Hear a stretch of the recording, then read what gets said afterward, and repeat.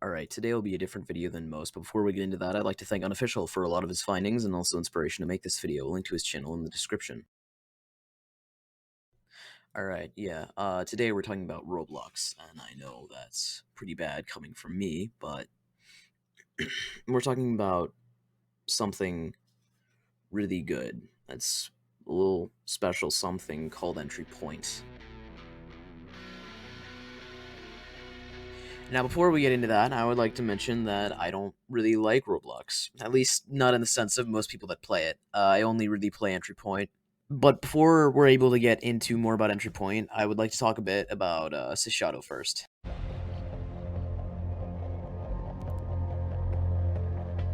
Okay, so Cishshato is kind of a mystery figure. I'm pretty sure you already know this because I already mentioned it. At least I think I did. Writing down the script, I'm terrible at writing those. Anyways, Cishshato is the main dev behind Entry Point, as I already stated. And thing is, no one really knows who Cishshato is.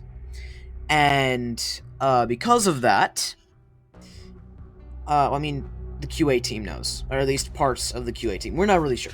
Doesn't really matter. But a lot of theories exist that say the dumbest things. And I'm gonna be honest, my personal opinion is that Cishshato is Todd Howard in disguise making Fallout 77. And again, it just works. Anyways, Sish is a mystery, and I think it's fair to keep it that way. Also, Sish made 2 different games before Entry Point, and both of them are actually pretty good, so yeah, probably worth checking out. Alright, I think it's finally time to move on to Chapter 2. Alright, so now onto the gameplay. It is very, very well made. Like, the game itself is very fun. Thing is, I'm going to be talking about some major spoilers from here on. Leaving the warning now because this video was more made for veterans of Entry Point, and if you're new, definitely play it now. It is free. It is, there's going to be a link in the description just to get onto Roblox and play that game. It's really well made. Alright, so for those of you who are still here, you know, either if you're a veteran or if you just don't really care for spoilers, if you're new to the game, you can still enjoy the game without knowing the story. But if you really want to enjoy the story to the way it should be, just play the game now and then watch this video later, or just not watch it all. I really don't care. Okay, anyways, so about the gameplay. You work as a mercenary and do hits and heists for your employers, and you have a total of 2 employers throughout the game, and it is very, very fun. The game itself is very well made. You get to, okay, the best way I can describe it is a mix between Payday and Hitman with its own original story, and a good one at that, so. And the main way of playing this game is by, well, either stealthing it or going loud, and if stealthing it is your taste, you go in, you take out guards, you get info, you get disguises, you go in, you complete the objective, and then evac. But if that's too boring for you, you can always grab an F57 and some dynamite and just go have some fun and loud. Alright, anyways, I won't be covering gameplay that much. I think I'm actually gonna switch to the next chapter soon because there's more stuff that I could talk about. And I never really wanted to cover gameplay that much except for something important that ties into why Entry Point is so great that I'll explain later. By far my favorite mission is the SCRS, since it's the most fun to play stealth. Also, one time I killed so many people that the game broke and did not let me continue. Alright, I'm going to move on to the story now, since I basically ran out of things of gameplay that I could talk about, though there's plenty of other people that can talk about it. Like I said, go check out Unofficial. He made a lot of stuff on both the story and the gameplay itself, so that's, for gameplay, if you're new, that's probably better to watch instead of this. Okay, now to get to the part that I was trying to talk about this entire time. The story. Anyways, you get hired to get rid of some intel on an agency known as Halcyon, by Halcyon. And you go in there, you steal the intel, and also along the way, that's the tutorial. You get to figure out how to actually play the game. So, yeah. Okay, so after that, you keep working for Halcyon, and you keep doing missions for them. And along the way, you meet a girl named Rose. That person is more important later on in the story. Anyways, you keep playing, and then eventually, Halcyon betrays you, and I'll just let you watch the cutscene.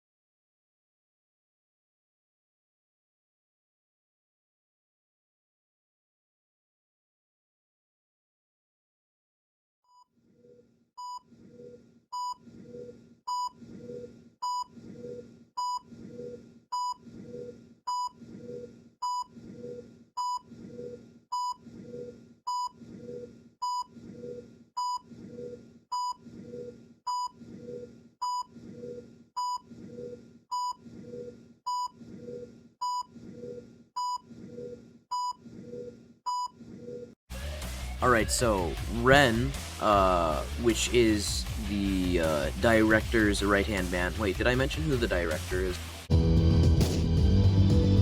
Yeah, anyways, so, Ren tried to take you out, and then, Jackdaw. Wait, did I mention who Jackdaw is? Yeah, anyways, so, Jackdaw saves you from Ren. Also, if I didn't mention this already, you meet a character earlier in the story named Rose, and apparently there's more cutscenes with her, but the thing is, they never really build up her character that much. Also, there's one more cutscene that I'm gonna show, it's very important, so I'm just gonna play it.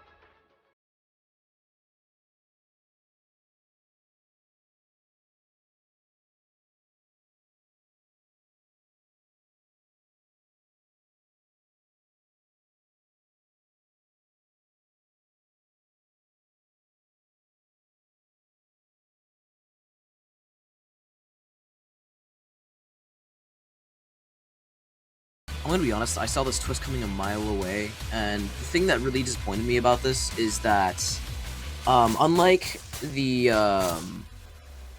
unlike when Halcyon betrayed you earlier, like, I genuinely expected this.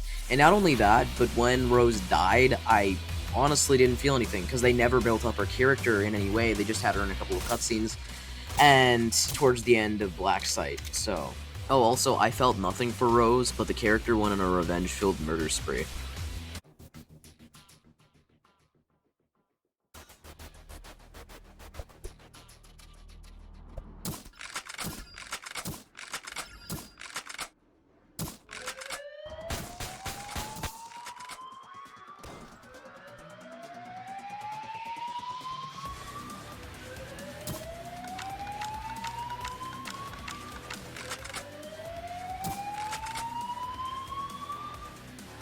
And now, for the final mission. Okay, I'm gonna be honest, this is my favorite mission. Not only does it make you feel like a badass, but the song is amazing. Now, the thing is, in this mission, you grab C4 and you're running around planting it, gunning down the endless onslaught of SWAT teams. Or, if you don't want to do that, you could just do stealth, but this is the only mission I would advise against doing that. And it's just that this mission is so fun, and so well made, and the ending is...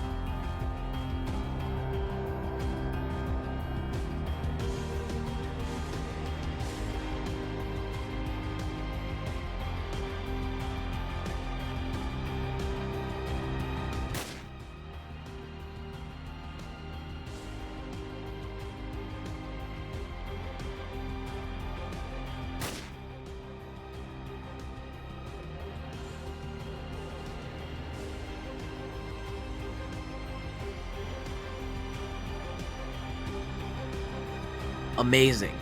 But thing is, it just gives you a sense of something. You were never the good guy. And that's something that I like about Entry Point, is because it nails that in your face as soon as you completed the game. You were never the good guy. As a matter of fact, the bad guy is less bad than you are. Because you went on a revenge-filled murder spree. And that's what I like about this game, because it doesn't always say that you get happy endings, and it doesn't always say that you play as the hero, because you don't. Everyone here is the antagonist, and because of that, you're just adding to what's going on. And I've seen people make morality scales. I even think Unofficial did it, but like, thing is, everyone is bad. Everyone is a criminal in this story. And another thing that I don't like is the expansion, because the expansion kind of makes my theory, or whatever this is, kind of not work, because at the end he's like, I'm gonna take the high road. And I mean, I guess it's up to you to believe whether or not that's canon. But even if it is, like, he ends up doing some bad stuff for just about anybody later on. So I'm not sure if that's completely realistic.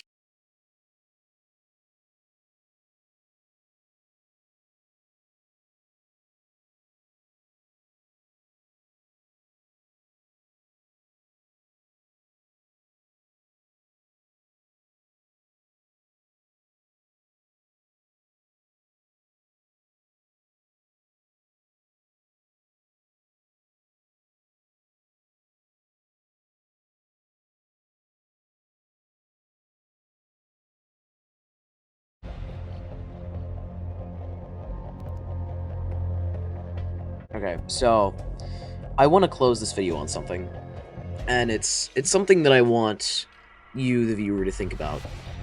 And it's a little something called ludonarrative dissonance. And I know that a lot of people, a lot of retarded people use this big word, specifically me. And I know I'm also stealing this.